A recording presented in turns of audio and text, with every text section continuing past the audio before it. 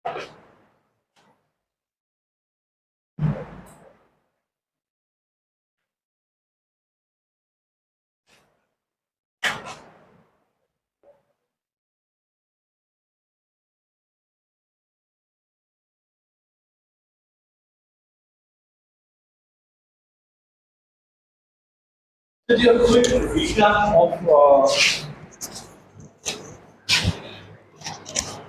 quick recap of what we did earlier.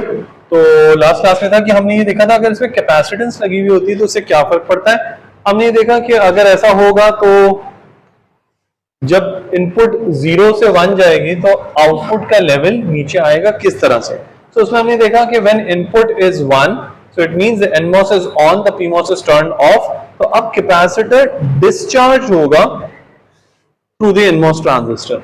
जब NMOS transistor discharge होगा तो initially transistor saturation mode में होता है और लेटर ट्रांजिस्टर ट्रायोड मोड में होता है। तो जब सैचुरेशन मोड में होता है तो एक लीनियरली डिस्चार्ज होता है और उसकी जो इक्वेशन थी वो आसान थी तो मैंने सॉल्व कर ली थी। उसके बाद जब ये ट्रायोड मोड में जाता है then the equation becomes sort of a parabolic और फिर उसको लेके वो इंटीग्रल तरीके से आप integrate I is equal to C dv by d को सॉल्व करके करेंगे तो उसकी जो फिर वैल्यू आएगी that is called THL2।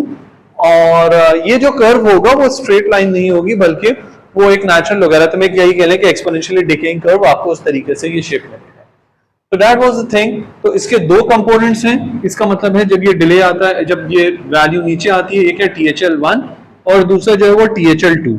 Total जो टाइम लगेगा हाई से लो में जाने पे तो that is called the propagation delay from high to low and that is called TPHL which is the of course sum of THL1 and THL2। Likewise अगर value जब 1 से 0 जाएगी तो आउटपुट जो है वो 0 से 1 की तरफ जाएगा। तो जो आउटपुट 0 से 1 की तरफ जाएगा उसकी जो वैल्यूज होंगी those will be TLH1 and TLH2। Why? Because जब इनपुट 0 होगा अगेन अब ट्रांजिस्टर ऑन है, कैपेसिटर इनिशियली डिस्चार्ज है तो अब चार्जिंग का पाथ जो है वो पीमॉस के थ्रू है। इनिशियली जो चार्जिंग होगी ट्रांजिस्टर सैचुरेशन में होगा और लेटर फिर जो ट्रांजिस्टर है वो ट्रायोड में चला जाएगा और उसके लिए फिर यहां पे उस तरह से चीज आएगी। सो अगर देखें तो एक वो टाइम है हमने इनपुट को 0 से 1 कर दिया, आउटपुट इंस्टेंटेनियसली 0 नहीं हुआ, it took some time and then it became 0। So ये जो इसको टाइम लगा that is called the propagation delay. Similarly हमने इनपुट को 1 से 0 कर दिया, आउटपुट इंस्टेंटेनियसली 0 से 1 नहीं हुई, it took some time and that time is called the propagation delay from low to high.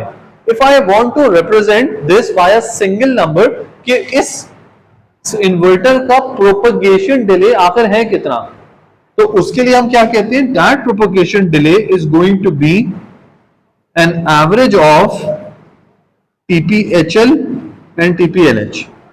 क्योंकि आप ये देखिए कि किसी ट्रांजिशन में कितना डिले होगा हम उसकी बात कर रहे हैं। तो अगर 0 से 1 या 1 से 0 का है तो उसका एक एवरेज नंबर के तौर पे हम इसे रिप्रेजेंट कर सकते हैं। ओके, तो ये चीजें हैं, ये इसके प्रोपगेशन डिले की कहानी है इन्वर्टर की। एनी क्वेश्चन सो फार? किसी ने कुछ पूछना है कि कमेंट है एनीथिंग? ठीक है, अच्छा। अब मैं आप लोगों से इससे पहले भी कई बार अर्ज कर चुका हूं, एक दफा फिर मैं बात दोहरा लूं कि देखो यार ये जो हम कर रहे हैं ना इसको आपने सिमुलेटर पे जरूर बनाना है और इसे आपने सिमुलेट करना है। अगर आप इसे सिमुलेट करके देखेंगे तो आपकी अंडरस्टैंडिंग बहुत बेहतर होगी। और दूसरी बात ये, अब फास्ट फॉरवर्ड 1 ईयर आप यहां से ग्रेजुएट कर जाते हैं, आप किसी भी कंपनी में काम कर रहे हैं, ये तो वहां पे ये डेरिवेशन करने की, ये बात बताने का आपको तनख्वाह दी जाएगी कि TP is equal to TPLH plus TPHL upon 2। Nobody is going to pay you for information. आपसे ज्यादा अच्छे तरीके से इंफॉर्मेशन हम चैट जीपीटी से, गूगल से, विकीपीडिया से ले सकते हैं। इन बातों की कोई अहमियत नहीं है। आपने वहां पर क्या करना है, आपने काम करना है। अच्छा, काम किस तरीके से है कि फॉर इंस्टेंस आपको एक सर्किट है, वो डिजाइन हुआ है, आप उसे एनालाइज करके बताइए कि वो सर्किट का डिजाइन ठीक है या नहीं है, वगैरह वगैरह। ठीक है, तो फॉर इंस्टेंस हम कुछ सिनेरियो सोचते हैं, देखते हैं।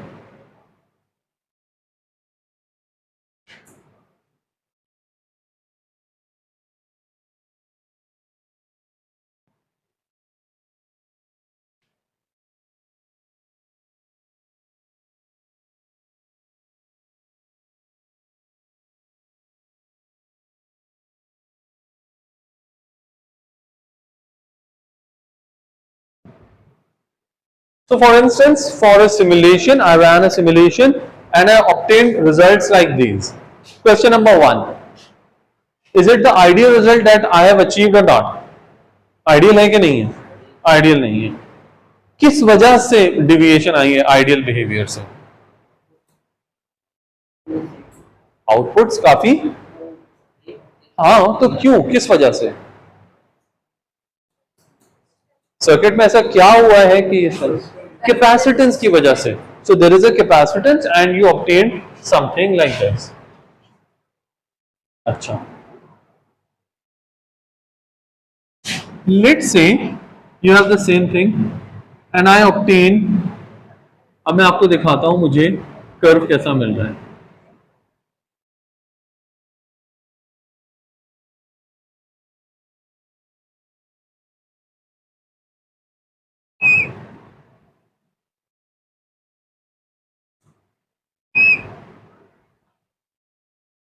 मुझे ऐसा कर्व मिल रहा है.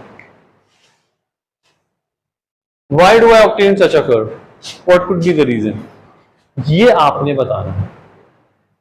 ठीक है, अब देखिए कंपनीज में क्या होता है, आपको एक सर्किट दिया गया है और आपसे कहा जाता है कि जी आप सर्किट के एनालिसिस करके आप यू रिपोर्ट बैक. ठीक है, ये आया है curve. How are you going to present this? आप बॉस के पास जाके, अपने मैनेजर सुपरवाइजर के पास जाके क्या बोलेंगे? ये कर्व है. पहला सवाल आएगा, tell me is it okay और नॉट? जी नहीं, पहला सवाल तो बहुत ही बाइनरी पूछा है ना, जो सवाल पूछा उसका जवाब हो जाए. इज इट ओके और नॉट? नो. ठीक है, चलो. क्यों ओके नहीं है? क्या आपको लग रहा है इसमें क्या खराबी है? जी, प्रोपगेशन डिले इसमें ज्यादा है. क्यों ज्यादा है जी?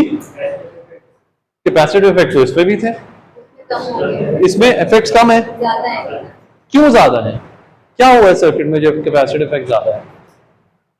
क्या चीज ज्यादा है सर्किट में? क्या हुआ होगा ऐसा कि ये ऐसा नजर आ रहा है? जी, कैपेसिटेंस ज्यादा वैल्यू की है तो उसकी वजह से बिहेवियर ऐसा आ रहा है. गुड. ठीक है, तो अब अगर मुझे इसको, अब this is what is happening, अब आप इसको रेक्टिफाई कैसे कर सकते हैं जी?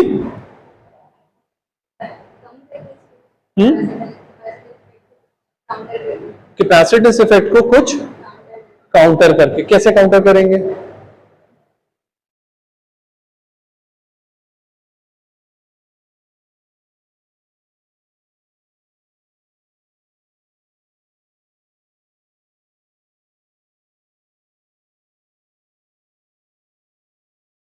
अभी हम क्लास में नहीं है, अभी हम क्लास में नहीं है. This is not a class.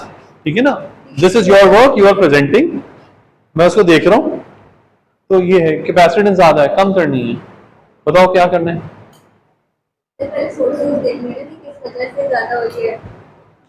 हम कैपेसिटेंस की सोर्सेज देखेंगे और इसको ये. ठीक है ना, एक ये चीज हो सकती है. दूसरा क्या हो सकता है? सॉरी, सीरीज में कैपेसिटेंस लगाने से कम हो जाती है. गुड. मैं इसकी सीरीज में कैपेसिटेंस कैसे लगाऊं? ड्रॉ कर दूं, बन जाएगी. लेकिन अगर आप सोचें ये कैपेसिटर हमने लगाया है क्या? नहीं, ये पैरासिटिक कैपेसिटेंस है. ये कहां मौजूद है? It's all distributed. ये तो हम सब मॉडल करके एक सिंगल कैपेसिटर के साथ दिखा रहे हैं. तो अब अगर एक चीज पूरी जगह पे डिस्ट्रीब्यूटेड, आप किसके सीरीज में क्या लगाएंगे?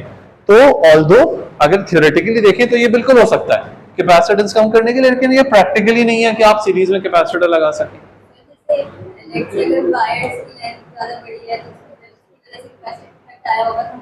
जी, अगर ये that would be one of those things. ये सारी चीजें ठीक है. एक सिंपल सी बात ये है कि दैट इज गुड कि you people are trying with answers. हमारे स्टूडेंट्स के बारे में जो जाते हैं कंपनीज में, जो शिकायत आती है ना, जाती है ये होगा, सर ये तो मुझे नहीं पता, ये आंसर तो एक्सेप्टेबल है ही नहीं. भाई अगर तुम्हें नहीं पता, ये रहा दरवाजा, जाओ फिर बाहर. तुम लोग क्यों हुए आप बैठे हुए? इसका जो अमूमन इसको जो जवाब दिया जाना चाहिए वो ऐसे होता है कि सर मैं इसे देख के बताता हूं. देखकर बताने का क्या मतलब? देख के बताने का मतलब यही हुआ ना कि मुझे नहीं आता है अभी, तभी तो मुझे देखना होगा. अगर मुझे आता हो तो मैं कर नहीं देता. ठीक है ना, बात वही है, लेकिन कहने का देखें अंदाज बदल जाता है। पहले वाले में एक रेजिग्नेशन है, एक गिविंग अप एटीट्यूड है, सर मुझे नहीं आता, अब मुझे नहीं आता मैं तो माजूर हूं, बात खत्म। दूसरी तरफ ये है कि जब आप ये कहते हैं I will get back to you, sir मैं देख के बताता हूं, इसका मतलब यही है सर मुझे आता तो नहीं है लेकिन मैं ही कर दूंगा किसी तरीके से, ठीक है ना। तो ये वाला जो एक एटीट्यूड है, कैन डू एटीट्यूड है, वो बेसिकली रिक्वायर्ड होता है। ये एटीट्यूड किन चीजों से जाहिर होता है? ये आपकी कन्वर्सेशन से, आपकी बॉडी लैंग्वेज से। ये एक चीज नहीं पता, आप ये थोड़ी कह रहे हैं मुझे नहीं पता, ना मैं आपसे कह रहा हूं कि झूठ बोले नहीं सर मुझे सब आता है, आता तो कर दो, आता नहीं है लेकिन मैं करने के लिए तैयार हूं। इसका मतलब ये होता है मैनेजर, सुपरवाइजर्स, बॉसेस उसको यूं देखते हैं कि यार he or she is eager to learn and they are trainable because they want to learn। यार एक बंदा जो सीखना नहीं चाहता हो, आप उसे क्या सिखा सकते हैं? कुछ भी नहीं सिखा सकते। एक बंदा जो नजर आ रहा है कि सीखने के लिए तैयार है, यार अब क्या होगा, उसकी सीखने की सलाहियत कम होगी ना। कम सलाहियत का मतलब ये है कि ज्यादा टाइम लगेगा, मेरा नहीं लगेगा तो उसका लगेगा, यानी वो पूरी रात बैठ के काम करेगा जो कि 2 घंटे का काम था, क्योंकि उसकी पेस स्लो है। कोई मसला नहीं है, वो टाइम लगाने के लिए तैयार है तो हम सबर कर लेंगे, at the end of the day वो तैयार हो जाएगा। So it is not being the task being difficult, it is the giving up attitude which causes the problem. आप ये चीज अगर आप जाहिर कर सकते हैं कि सर मैं करने के लिए तैयार हूं, और ये बात कहीं नहीं जाती है, ये हमेशा बिटवीन द लाइंस होती है, आपके एटीट्यूड से पता चलता है। एटीट्यूड क्या, आपको आता है? नहीं मुझे नहीं आता। ये क्या सर मुझे अभी नहीं आता, I will get back to you, फिर मैं सीखूंगा। तो वो लर्निंग वाली चीज जरूरी है। अब जैसे एक ये चीज है, अब आप लोग मुझे बताएं, अब हमने ये देखा कि इसके मुकाबले में इसमें कैपेसिटेंस ज्यादा है, ठीक है। अगर मैं यहां पे सर्किट जो है ऐसा है, मैं आपसे कहता हूं मैंने इसमें कैपेसिटेंस इससे डबल कर दी और ज्यादा बढ़ा दी है। अब आप मुझे जो कर्व बनेगा वो कर्व ड्रॉ करके दिखाएं कैसा बनेगा।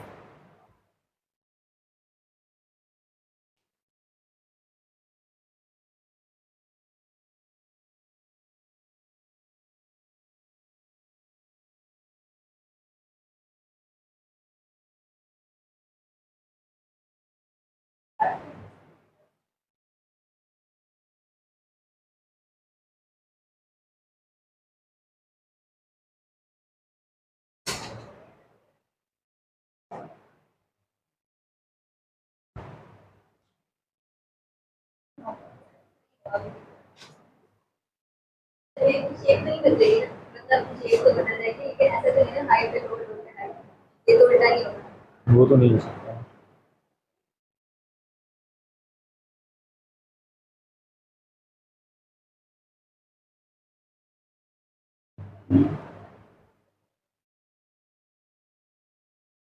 सुनो जो मैंने बनाया ना वो बना लो यार, बोर्ड वाली चीजें नहीं बनाओ। That's good.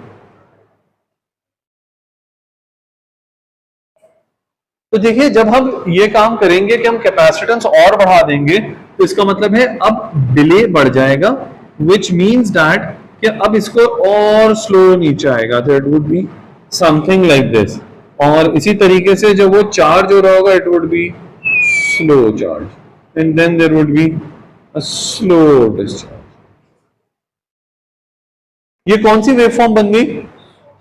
ये तो सॉ टूथ बन गई, ठीक है। अब देखिए होता क्या है, आपसे कहा गया कि इन्वर्टर है इसको सिमुलेट करो, आपने इन्वर्टर को फॉर एग्जांपल, अभी तो मैं आपको एक फ्लो में लेकर आ रहा हूं ना, फर्स्ट कीजिए मैं सब कुछ नहीं करता, मैं कहता मैंने ये इन्वर्टर बनाया और ये वेवफॉर्म आई है, इन्वर्टर का आउटपुट सॉ टूथ कैसे हो सकता है? आप देखिए वो इस तरीके से, विच शोज कि इसमें जो कैपेसिटेंस है वो बहुत ज्यादा है। और ये देखिए एक तो एक नॉर्मल केस है, इनपुट में 0 दिया 1 दिया है ना, हम यही सोचते हैं क्या डिफिकल्ट है यार इसमें, इन्वर्टर में क्या मसला है, 0 दोगे 1 मिलेगा, 1 दोगे 0 मिलेगा, एंड ऑफ स्टोरी। नहीं, एक सिर्फ कैपेसिटर ऐड करने से देखिए कहानी का शेप कैसा बदल रहा है। और मैं ये कैपेसिटेंस बढ़ाता चला गया, what could be the next step? जी आप बताएं, इसका अगला स्टेप क्या हो सकता है? ये कैपेसिटेंस थी, डबल कर दी, 10 टाइम्स कर दी, आप क्या करो? नेचुरल है ना, मजीद बढ़ा दे, इसमें इतनी परेशानी की क्या बात है? कितनी बढ़ा दे? जितनी है ना, ये 10 टाइम्स है ना, मैं 100 टाइम्स कर देता हूं से ऐसे। उस सूरत में क्या होगा जी, एनी गेसेस?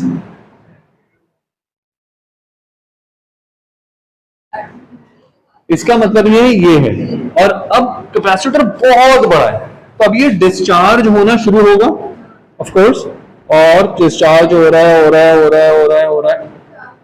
अब क्या हो रहा है? ये तो जीरो हो गया। अब ये जीरो पे डिस्चार्ज होगा नहीं, तो यहां से चार्जिंग शुरू हो जाएगी, हो जाएगी, हो जाएगी, हो जाएगी, और जैसी हुई तो सर ये भी तो 100 ही बनी है, लेकिन आप एक चीज देख रहे हैं, इसका लेवल कम है। अच्छा, अब अगर मैं इससे थोड़ा सा कैपेसिटेंस को कम कर दूंगा तो क्या फर्क पड़ेगा? ये नीचे चला जाएगा, और अगर मैं इसे थोड़ा सा बढ़ा दूंगा तो ये ऊपर चला जाएगा। ठीक है, so why am I telling all these stories? This is the kind of thing. वही बात, ये जो हम सारी डेरिवेशन कर रहे हैं तो बेकार बकवास किस्म के काम है। असल चीज तो सिमुलेशन है। सिमुलेशन के रिजल्ट्स जब आते हैं तो स्टूडेंट्स को देख के ना बिल्कुल ठंडा हो जाता है, घबरा जाता है, और कहता है थ्योरी और प्रैक्टिकल में बहुत फर्क है, क्योंकि थ्योरी में तो ये पढ़ाया था, प्रैक्टिकल में ये आता है।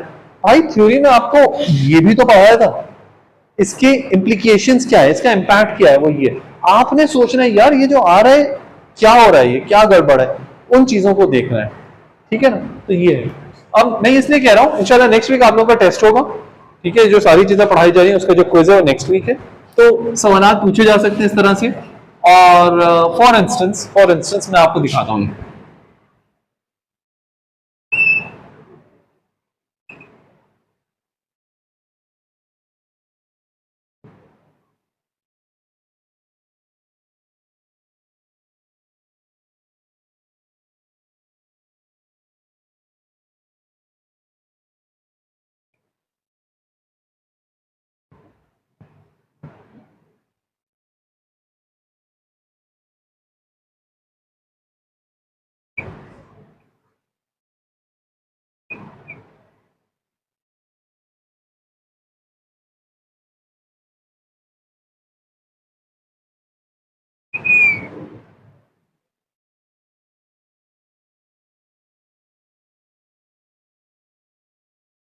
This is the wave form. ये इनपुट अप्लाई किया, ये आउटपुट मिल गया। इसका मुझे आप बता सकते हैं कि हाई टू लो का प्रोपोगेशन डिले कितना है? प्रोपोगेशन डिले जी 1.2 माइक्रोसेकंड। ये पॉइंट क्या है? 0.5। ये पॉइंट क्या है? 0.7। 0.5 के आगे 0.2 थोड़ी होगा, 0.5 के आगे 0.7 होगा, तो डिस्टेंस कितना हुआ? वो 0.2 हुआ, तो प्रोपोगेशन डिले कितना हो गया है? 0.2 micro second. Low to high का प्रोपोगेशन डिले कितना है? कैसे पता? ये 1 माइक्रो सेकेंड, ये 1.2 हो गया। अच्छा, an inverter was tested with these waveforms. Okay,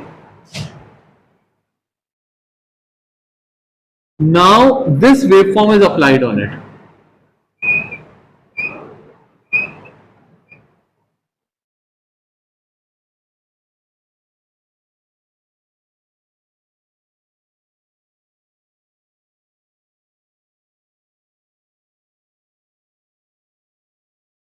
अब वही बात मैंने आपको मिसाल के तौर पर पढ़ाया ही है, सब है, बताया ही है। ठीक है, लेकिन मैं क्यों पढ़ा रहा हूं? ये काम आप लोग घर पे खुद सिमुलेटर पे क्यों नहीं करते? करें। उसके बाद मैं आपसे एग्जाम में पूछूंगा ये इनपुट अप्लाई की थी तो ये आउटपुट आया, अब ये इनपुट अप्लाई करें तो बताओ आउटपुट क्या आएगा? क्योंकि आपको अगर समझ में आया है, मैं वही बार बार कहता हूं, देखिए अगर सिमुलेशन रन करने से पहले आपको एक्सपेक्टेड आउटपुट नहीं पता तो आपकी जिंदगी में तो सिर्फ परेशानी परेशानी है, यार ये पता नहीं क्या हो रहा है। तो अब मैं क्या कहता हूं कि this is the input, this is the output, on the same inverter I apply this input. आप मुझे बताइए कि आउटपुट क्या होगा? माइक्रोसेकंड पे डिले आएगी।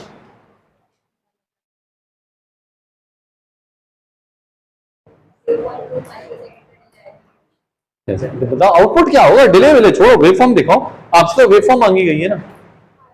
फिलहाल अभी के लिए तो एक्सिस स्केल नीचे वाला भी 9 सेकंड है। आयत बना के दिखा दीजिए ना, फिलहाल वगैरह क्या होता है?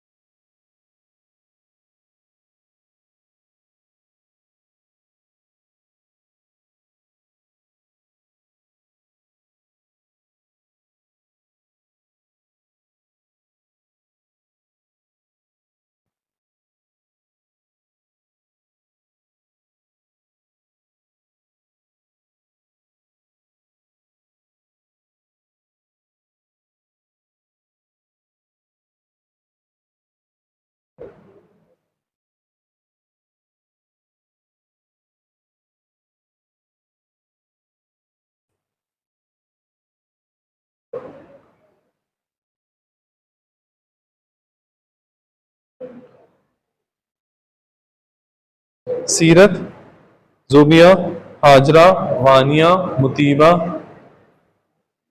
हया, युसरा, शिजा, आमना, यूजा,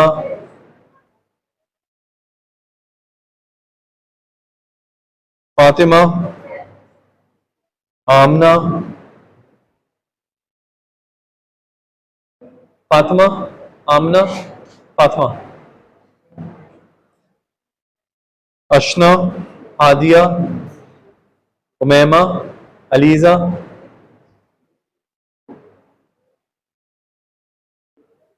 जवेरिया, ईशाल, ईशाल, अजब, ईमान, किंजा, जैनब, तहरीन, तजीन, आयत, माहम, राहिम, शहूद, तैयब, अहमद, सलमान, अजान, फायज, दुरे समीन, जवाद, बयान, अलीजा, अलिस्मा, मिसबा, अब्दुल्ला, मुस्तफ़ा, मुसब।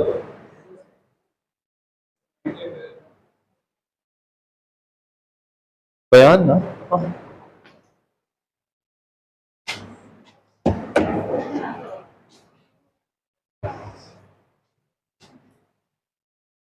मैंने जब ये दिखाया था, मैंने आप लोगों से क्या पूछा था कि प्रोपगेशन डिले कितना है।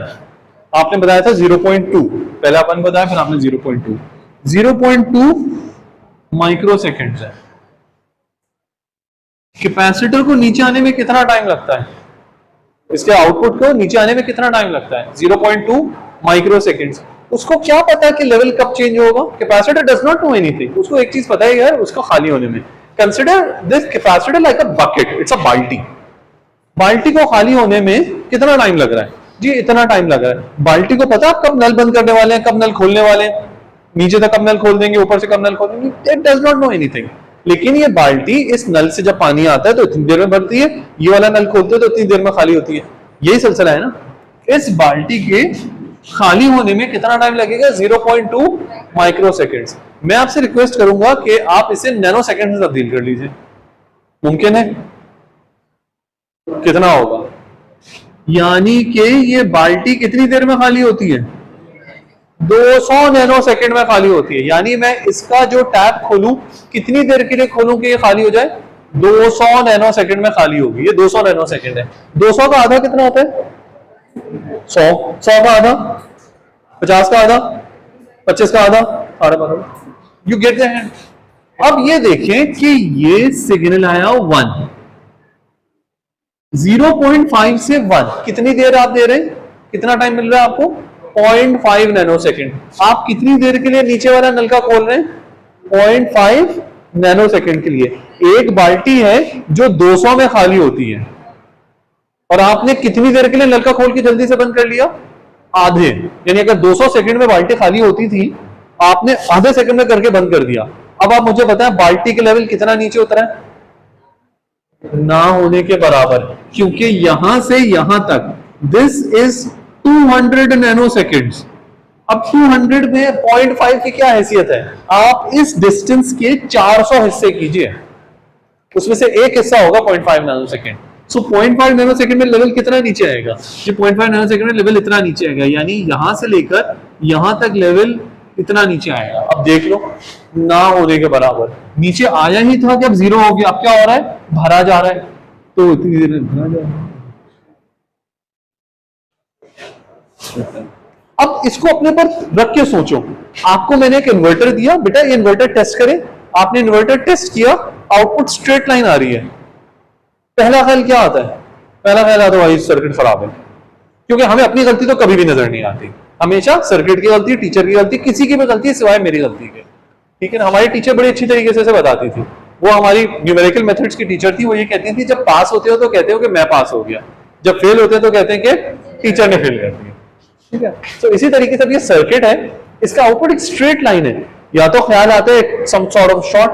अच्छा, एक और मजे की चीज, फर्ज कीजिए मैं आपको ऐसे नहीं दिखाता वेवफॉर्म, मैं ऐसे दिखाता, यानी 1 से स्टार्ट हो रही, तो इनिशियल वैल्यू क्या होती? 0, और 0 के बाद क्या होता? 0 और 0 और ये। तो आप सिमुलेट करते हैं, आउटपुट पे 0 आता है, इतनी नीचे लाइन होती है, आपको नजर ही नहीं आ रही होती। तो आप कहते हैं यार ये क्या मसला है सर, ये तो सर्किट ही नहीं चल रहा, या ये सर्किट नहीं चल रहा। तो ये चल रहा है। अब इसको देखेंगे कैसे, एनालाइज कैसे करेंगे? तो वो दरअसल आपको यहीं से अंदाजा क्या होता है। अब ये चीज देखें, मैं फॉर एग्जांपल अगर पूछूं कि ये बताइए कि इस सर्किट की फ्रीक्वेंसी कितनी है, आप बता सकती हैं? ये जो टाइम जो मैंने क्लॉक अप्लाई की है, इस क्लॉक की फ्रीक्वेंसी कितनी है? जबरदस्त। टाइम पीरियड कितना है? शाबाश। 1 माइक्रो का रेसिप्रोकल क्या होता है? माइक्रो का मतलब क्या होता है? 10 की पावर, जब 10 की पावर -6 ऊपर जाएगी तो क्या बन जाएगा? 10 की पावर 6। 10 की पावर 6 को क्या कहते हैं? गीगा, टेरा, किलो,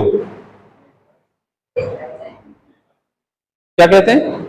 मेगा। ठीक है? तो इसका मतलब है ये है 1 मेगा हर्ट्ज। ये क्या है? ये है 1 गीगा हर्ट्ज। तो गोया मैंने एक इन्वर्टर जो 1 मेगा हर्ट्ज पे चल रहा था और बिल्कुल सही चल रहा था, जब मैं उसे 1 गीगा हर्ट्ज पर चलाऊंगा तो वो कैसा चलेगा? वो ऐसा चलेगा, जिसको आप ये कहेंगे कि वो नहीं चलेगा। एंड यस, अब अगर आप ये देखें तो आप इतनी ज्यादा फ्रीक्वेंसी पे गए, सिंपली स्पीकिंग आप इतनी ज्यादा फ्रीक्वेंसी पे गए कि कैपेसिटर क्या हो गया? शॉर्ट सर्किट हो गया। हाई फ्रीक्वेंसी पे कैपेसिटर क्या हो जाता है? शॉर्ट सर्किट हो जाता है। इसका मतलब ये कैपेसिटर शॉर्ट हो गया। जब कैपेसिटर शॉर्ट हो गया, कैसा आउटपुट? ये हो रहा है। ठीक है? तो वही बात कि जो बिहेवियर आ रहा है, आपको उसे थ्योरी के साथ रिलेट करना है। प्रैक्टिसिंग इंजीनियर कभी ये नहीं कह सकता कि थ्योरी और प्रैक्टिकल जो है वो अलग अलग बातें बताते हैं। आपका तो काम ही उनको रिकंसाइल करना है। वो जो कह रहा है उसको थ्योरी के साथ रिलेट करें। तो ये देखिए हमने क्या पढ़ा है, कुछ भी तो नहीं है, एक मामूली सा नाकारा सा inverter. And you see there are so many concepts है। ये मजे की बात ये है, आपको ये कॉन्सेप्ट्स अगर यहां समझ में आ गए, मैं इसलिए बार बार जोर देता हूं सिर्फ बेसिक्स पे। अगर आप इन्वर्टर को समझ गए, आप हर किस्म के डिजिटल सर्किट को समझ गए, क्योंकि कैपेसिटर जैसा मिसबिहेव या बिहेव यहां कर रहा है वैसा यह तरफ करेगा। अब आपको जब जब कहीं पे वेव फॉर्म में ये नजर आएगा कि वो एक इस तरह से स्लांट तरीके से बढ़ रही है, आप समझ जाएंगे ओहो इसके अंदर कहीं ना कहीं कैपेसिटर है। सारा काम जो आप लोग देखिए, एक जो जिसे हम कहते हैं डिस्कनेक्ट है, वो डिस्कनेक्ट ही यही है। आप लोग डेरिवेशंस के सिलसिले में, न्यूमेरिकल के सिलसिले में पढ़े रहते हैं, जबकि जब आप फील्ड में आएंगे और काम होगा, काम इसके ऊपर होगा।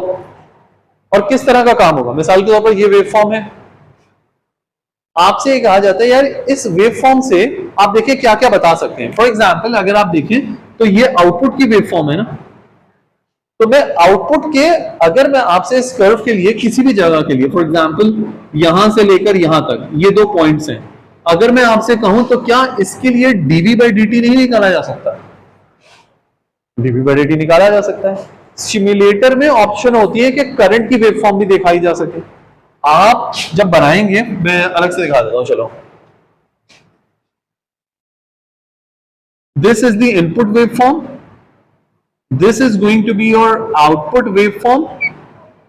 And for some reason आप कहते हैं यार मुझे करंट भी देखना है, तो करंट की वेवफॉर्म कैसी होगी? तो जी करंट की जो वेवफॉर्म होगी, it would be something like this, ठीक है। और उसके बाद इस जगह पे जीरो हो जाएगा, और फिर करंट की जो वेवफॉर्म होगी, it would be something like this. ये नेगेटिव में जा रहा है, हो सकता है इधर से मैं उल्टा बना रहा हूं ये, but you get the idea कि जिस ये दौरानिया है ना, इसमें करंट होगा। जब कोई चेंज इन वोल्टेज नहीं है तो कोई करंट भी नहीं है। अब ये देखिए, अगर आप इस पोर्शन के लिए dv बाई dt निकाल सकते हैं, तो अब आप इस दौरानिये का करंट निकाल सकते हैं। और आप I is equals to C dv by dt होता है ना, तो अब आप ग्राफ की मदद से कैपेसिटेंस निकाल सकते हैं।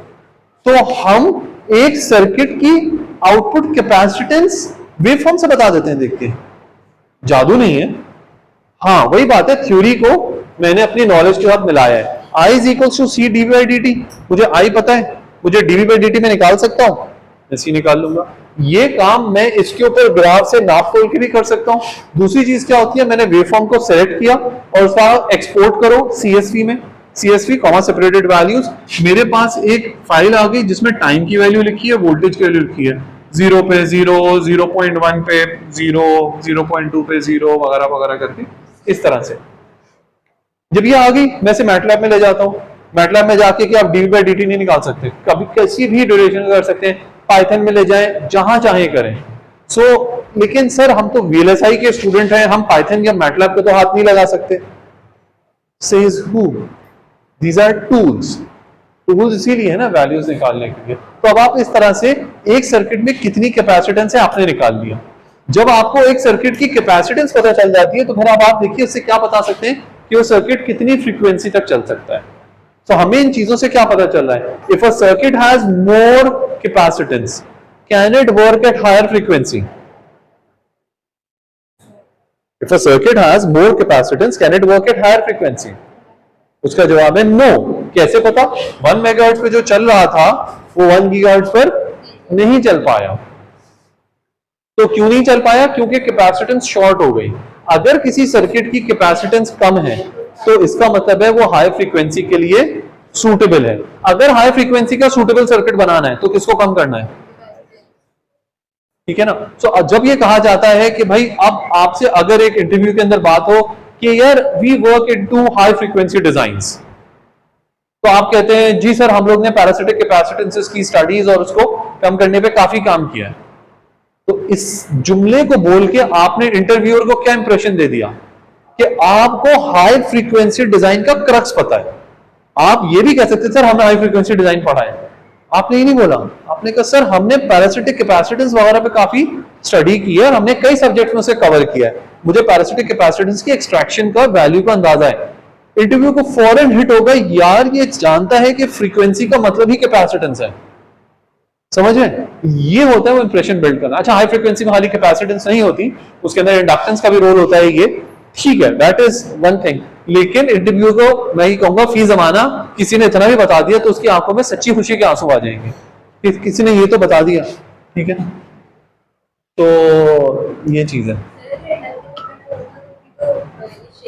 बिल्कुल नहीं, कैपेसिटेंस का इंपैक्ट जो है, मैं वो बता रहा हूं कि कैपेसिटेंस का इंपैक्ट कहीं पहले आता है कंपेयर टू इंडक्टेंस के। सर्किट में जो इंडक्टेंस होती है उसकी वैल्यू प्रैक्टिकली बहुत कम होती है। इंडक्टेंस कहां से आती है जी? वायर से आती है।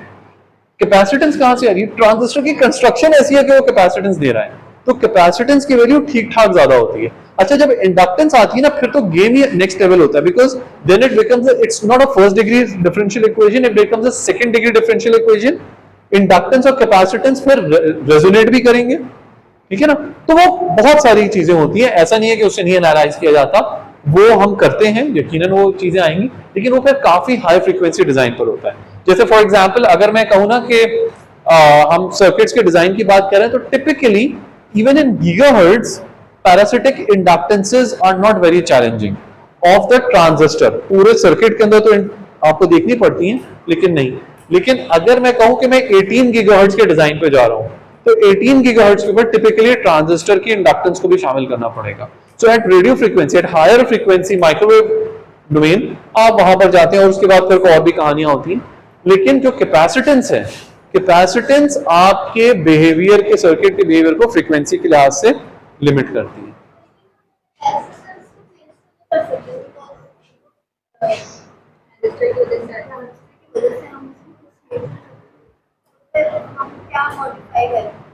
गुड, बताइए आप।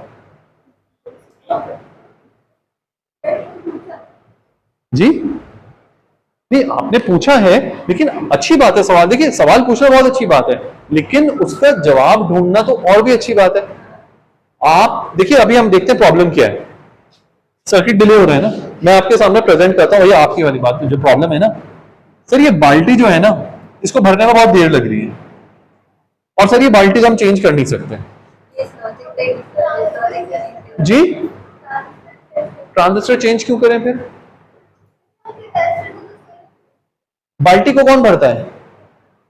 बाल्टी को किसके जरिए भर रहे हैं, किसके जरिए खाली कर रहे हैं? ट्रांजिस्टर के जरिए कर रहे हैं ना।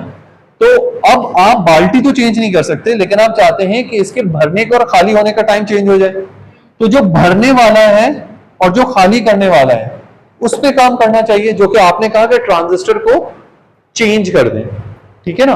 तो मैं चेंज का लफ्ज नहीं इस्तेमाल करूंगा, क्योंकि चेंज से ऐसा लगता है कि आप रिप्लेस करने की बात कर रहे हैं। हम अब ट्रांजिस्टर को मॉडिफाई करेंगे, ठीक है ना। तो आपने वेरी टाइमली सवाल पूछा, क्योंकि मुझे अगली बात ये करनी थी कि कैपेसिटर को तो हम कुछ कर नहीं सकते, तो हम करें क्या। अच्छा, ऐसा भी नहीं, हम इतने भी लाचार नहीं है, कैपेसिटर के साथ भी बहुत कुछ कर सकते हैं, और वो हम करते हैं। हैविंग डन ऑल दैट, फिर भी कुछ ना कुछ कैपेसिटेंस रहेगी, क्योंकि आइडियली कैपेसिटेंस शुड बी कितनी? जीरो। अगर जीरो कैपेसिटेंस हो गई तो इसका मतलब है all propagation delay would be zero. फिर जो सर्किट 1 मेगाहर्ट्ज पे चलेगा वो 100 टेराहर्ट्ज पे भी चलेगा। लेकिन प्रैक्टिकली तो ये नहीं होता। क्यों नहीं होता? क्योंकि प्रैक्टिकली कैपेसिटेंस कभी जीरो नहीं होती, राइट। तो ये कहानी है।